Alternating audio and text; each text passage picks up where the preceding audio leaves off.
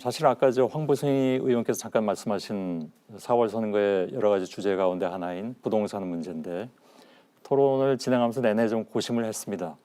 부동산 문제를 본격적으로 해야 되나라고 했는데 사실은 다른 문제로 뭐 저만의 책임은 아닙니다. 여러분들이 또 많이 다른 문제로 그 길게 토론도 해주셨기 때문에 그래서 부동산 문제를 지금 꺼내기엔 너무 조금 시간이 바듯한 것 같고요. 시간도 많이 좀 지났고 그것은 나중에 선거 국면에서 여러분들이 또 다른 자리에서 토론할 기회가 있으실 테니까 그때 좀 더 해주시면 좋겠고 괜찮으시겠죠? 네. 예. 많이들 준비하셨을 텐데 토론이라는 게 하다 보면 좀 이런 경우가 있어서 양해도 좀 구하고 그러겠습니다.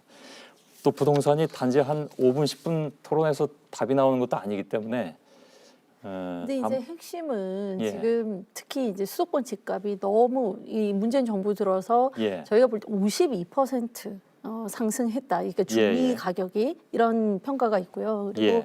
뭐 14년 만에 이 전국 집값이 8.2% 증가를 했다. 수도권 예. 같은 경우는 서울 같은 경우는 13% 증가를 했다. 그러니까 제일 핵심은 치솟는 집값을 어떻게 잡을 것인가. 예. 뭐 많은 지혜를 모아야 될 부분이라고 생각합니다. 알겠습니다. 네. 자, 제가 말씀드리고 나서 황보승희 의원의 말씀을 들으니까 마치 사회자가 무슨 부동산 문제를 피하는 것처럼 혹시 아니 오해하실까 봐 그렇지 않습니다. 아까 말씀을 하다가 제가 좀 집중하고 싶었던 부분은 죄송합니다. 제가 잠깐 생각을 좀 바꾸겠습니다. 저도 그런 오해는 받고 싶지 않기 때문에 두 분께 또 다른 두 분도 마찬가지고요. 부동산 문제를 지금부터 간략하게라도 토론하겠습니다. 저한테 주어진 시간이 이렇게 많지는 않지만 그냥 하죠. 예. 해법은 뭐 워낙 뭐 좀 복잡다단합니다. 많은 분들이 생각하는 것이 또 거꾸로 보면 우리 시청자 여러분께서도 다 답을 가지고 계신 문제이기도 하기 때문에 그래서 사실 부동산 토론하면 또 똑같은 얘기 하는구나라고 하시는 분들 많이 계시지만 지금 이렇게 막 뛰어오른 부동산을 잡을 가장 해법이 있다면 그래서 이번 선거에서 어느 당이든 그것을 제시할 수 있다면 어떤 것일까요? 이재명 지사께 먼저 드리겠습니다. 사실은 이제 이건 사람이 만든 문제입니다. 사람이 만든 문제는 말씀 중에 죄송한데 네. 제가 한 10분 정도 쓰겠습니다. 네, 짧게 예. 하겠습니다. 사람이 만든 문제는 사람이 다 해결할 수 있고 해법이라고 하는 것이 엄청난 연구를 통해서 무슨 R&D 하듯이 개발을 해야 되는 게 아닙니다. 방법은 다 있어요. 방법은 이미 정해져 있죠. 대통령께서 이렇게 말씀하시잖아요. 부동산으로 돈 못 벌게 하겠다 이런 말씀하셨거든요. 거기에 사실 모든 답이 들어있어요. 부동산으로 돈을 벌 수 없다면 집은 투자나 투기 수단이 아니고 주거 수단으로 안정이 되겠죠. 예. 지금 집값이 오르는 제일 큰 이유는 투기 투자 수요 때문입니다. 이걸 돈 벌어야지. 그리고 거기다가 야 이러다가 평생 집 못 사는 거 아닐까라고 하는 공포 수요가 문제죠. 예. 공급은 일정한데 실수요만 있어야 되지만 실수요 더하기 투기 수요에다 공포 수요가 겹쳐지다 보니까 수요 초과 상태가 된 거예요. 이런 상태에서는 사실 답은 정해져 있습니다. 실제 주거용이 아닌 주택 구입에 대해서는 거기서 생기는 이익을 부당한 이익, 그냥 기회비용을 빼고 예. 그 이익을 세금으로 환수하고요.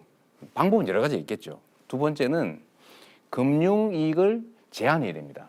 실제 내가 살기 위해서 집 사는 사람하고 내가 돈 벌기 위해서 집 사는 거를 똑같이 취급하잖아요. 그렇게 하고 핀셋 규제를 더하고 거기다가 공급 부분에 대해 있어서 지금은 분양 물량을 늘린다고 해결이 되지 않습니다. 예. 소위 로또 분양이 돼 있잖아요. 예. 그래서 결국은 이 공포 수요를 줄이기 위해서는 역세권의 중산층도 살 수 있는 저렴한 가격의 초장기 임대주택, 즉 대통령께서 말씀하신 평생주택이죠. 이런 예. 것들을 대량 공급하는 거예요. 정책은 치밀하게 만들 수가 있는데 문제는 국민이 정책을 신뢰하지 않으면 백약이 무효입니다. 그래서 제일 중요한 건 결국 정책 결정권자, 집행권자의 예. 의지, 그다음 결단이죠, 용기죠. 예. 그래서 이 신뢰를 얻기 위해서 저 정책 결정한 사람이 집을 세 채 가지고 있네? 집값이 오른다는 확실한 증거지 않습니까? 예를 들면 그런 거 불가능하게 하고 또 국민들께서 믿을 수 있게 구멍 남기지 말고 예를 들면 종부세를 부과하는데 주택 임대 사업자들이 지금 160만 채를 가지고 있는데요. 그 사람들은 종부세가 면제예요. 예. 그것도 희한하게. 그러니까 사실은 주택 임대 사업에 우대를 하고 있는 겁니다. 근데 그 사람들의 160만 채 물량만 시장에 나와도 사실은 공급 문제 상당 정도 완화될 수 있죠. 알겠습니다. 그래서 저는 이제 의지, 그다음에 결단, 그리고 취득과 보유, 그다음에 공급과 수요에 지금 발굴된 이 정책들을 안정적으로 잘 배치해서 의지를 가지고 집행하면 알겠습니다. 충분히 막을 수 있다고 생각합니다. 자, 혹시 이 방법에 동의하십니까? 아니, 동의하지 않습니다. 예. 짧게 얘기할게요. 지금 국민들은 문재인 정부의 뭐 소득주도 성장 정책도 문제가 있다고 보지만 가장 실패한 정책으로 부동산을 꼽고 있습니다. 아마 정권으로서도 아마 뼈 아프겠죠. 뭐 24번, 24번 두 달에 한 번씩 정책을 나왔는데 결과는 집값 폭등이죠. 저는 이 정부에서 참 아이러니한 게 서민을 위한다는 게 결과적으로 서민만 힘들게 했거든요. 방법이 잘못됐기 때문이고 근본 관점이 잘못돼서 그렇습니다. 특히 서울 집값의 최대 원인은요. 박원순 시장 9년 동안 그 393군데인가 찾아보니까 그렇더라고요. 예. 재건축 재개발 그 다 취소시켜가지고 25만 채의 새 집 공급을 그냥 25만 호. 25만 채 사라지게 했습니다. 이제 그래놓고는 지금 와서 뭐 무슨 공공주택 4만 호 공급하겠다 그러는데 물론 역세권 좋습니다. 다 좋은데 그것은 굳이 말하자면 어떤 틈새 시장 내지는 정책의 한 그 주거복지로서의 하나의 정책이지 예. 시장 민간 공급이 포함된 시장 기능 전체의 대세를 바꾸는 전환은 아니다. 그래서 저는 공급은 특히 수도권에서는 그 수요자들이 원하는 곳에 원하는 품질의 공급을 민간도 적정 이윤, 투기는 환수를 해야 됩니다. 예. 보장을 해주면서 공공에서는 인프라들을 깔아줘야 되는 거예요. 기반 시설, 교통 이런 것들을 해서 지금 강남에만 몰린 게 아니라 전반적인 주거 여건을 개선을 해야 되고요. 그린벨트님, 한강변이 저는 이런 건 건드리면 안 된다고 생각합니다. 예. 이걸 찾아낼 것은 수직, 용적률을 역세권 중심으로 그리고 현재 서울 시내 노후주택만 30년 넘은 노후주택만 해도 7%가 넘어가거든요.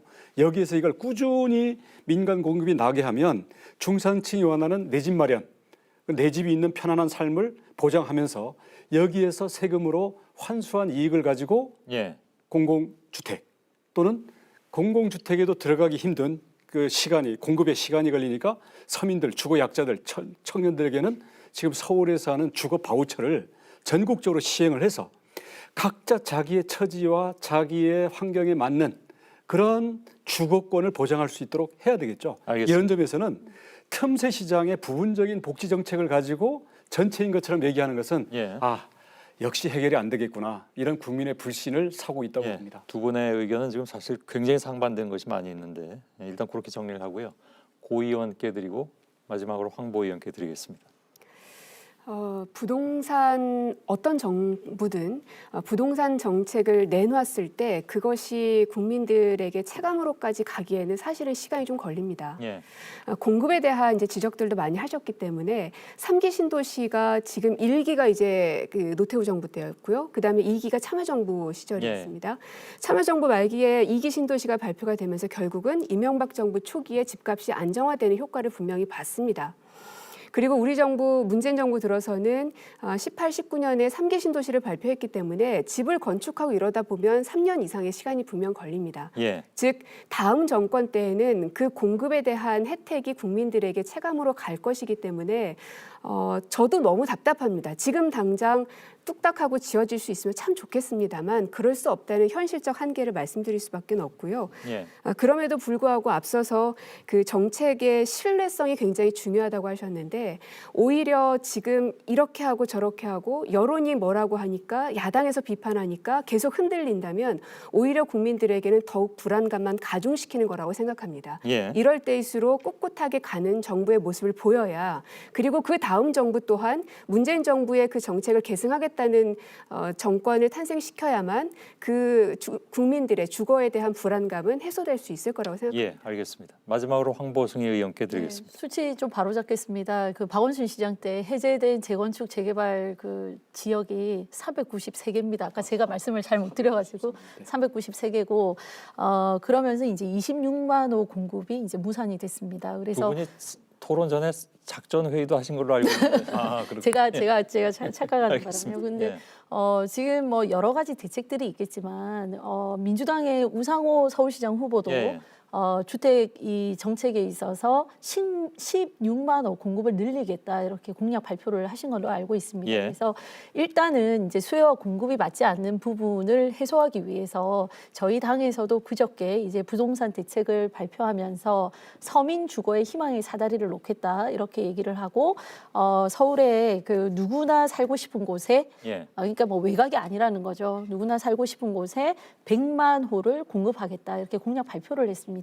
그래서 아까 말씀하신 대로 이제 용적률을 대폭 상향해서 38만 호 추가 예. 공급을 하고 또 재개발 재건축 지금 해제된 것들을 활성화시켜서 32만 호 공급하고 또 복합 개발 혁신지구 이렇게 상업, 주거, 업무 공간이 함께 돼 있는 지역 개발을 통해서 30만 호 이렇게 하겠다고 했기 때문에 일단은 이제 공급을 늘려야 되는 부분은 분명히 있는 것 같고요. 예. 그리고 이제 투기 수요를 어떻게 잡느냐 그거에 대해서는 저희도 많이 고심을 해야 된다고 생각합니다. 그러나 생애 첫 그 주택을 매입하시는 분들, 1가구 1주택자에 대한 분들에 대해서는 예. 세금 혜택을 통해서 집을 사고 싶어하고 나의 재산권을 행사하고 싶어하시는 분들에게는 정부에서 다양한 정책을 통해서 기회를 주어야 된다. 예. 특히 신혼부부나 청년들에게 그런 기회를 보장해 알겠습니다. 줄 필요가 있고 정부 정책에 대해서 신뢰를 회복하기 위해서는 정부에서 예. 정말 노력을 많이 하셔야 될 것 같다는 알겠습니다. 생각이 듭니다. 결국은